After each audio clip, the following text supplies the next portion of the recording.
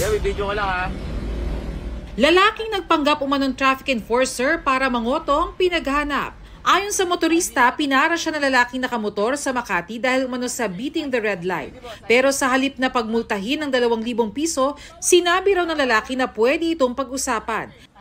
Kuya, patingin din ang ID niyo. ID. Bawal po sa amin yan. Bawal. Nang pilitin daw niyang hingi ng ID ng nanita, hinayaan daw siya nito. Ayon sa MMDA, nakakatiyak silang hindi nila tauhan ng lalaki.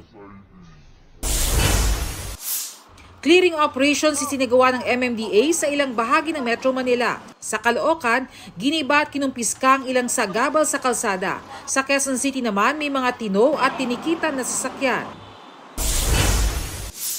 Mga ipinunlang Taclobo sa Bolinao, Pangasinan, binisita ng research arm ng Australian government. Pinuntahan nila ang Giant Clam Ocean Nursery Sanctuary na nasa ilalim ng conservation program.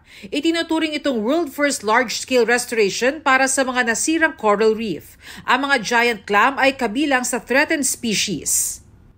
Bernadette Reyes, nagbabalita para sa GMA Integrated News. Mga kapuso, alamin ang State of the Nation. Mag-subscribe sa GMA Integrated News sa YouTube. Sa ating mga kapuso abroad, samahan niyo kami sa GMA Pinoy TV at sa www.gmanews.tv.